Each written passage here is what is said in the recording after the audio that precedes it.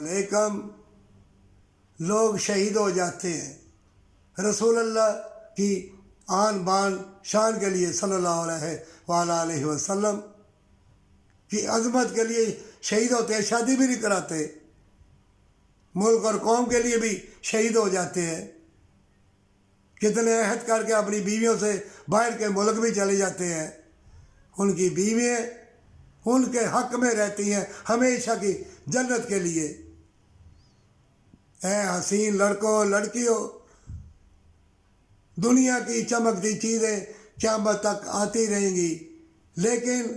تمہیں دوبارہ زندگی نہیں ملے گی، موت آن کے رہے گی۔ کون دنیا سے ڈرے جب نگہبان ہے تو؟ اللہ میں نہیں ڈرتی یا میں نہیں ڈرتا، یہ چمکتی چیزیں، یہ محل منارے، یہ دولت، یہ شہرت سب ادھر ہی رہ جائے گی۔ اللہ میں تیری شکر گزار ہوں کہ تو نے فتنوں کے دور میں مجھے سچی محبت دی ہے اور تندرستی دی ہے، اور اللہ تو نے مجھے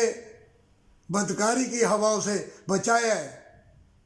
تو اللہ میں تیرا شکریہ ادا کرتی ہوں۔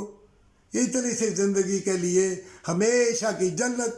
ہمیشہ کی جنت میں نہیں چھوڑنا چاہتا یا نہیں چھوڑنا چاہتی، تو وہ کامیاب ہے پر سچی توبہ کے ساتھ۔ اور شیطانی لوگ تمہیں برباد کرنے کے لیے آئیں گے، قرآن میں لکھا ہوا ہے شیطان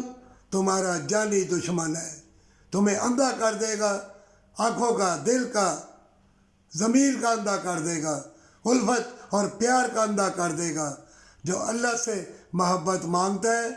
باغ بہارے، یہ حسین موسم، یہ پھول، یہ پتے جنت کی خوشبو بن کے مومنوں کے لیے آئیں گے، اور مومنوں کا اللہ نگہبان ہے، اللہ محافظ ہے پر سچی توبہ کے ساتھ۔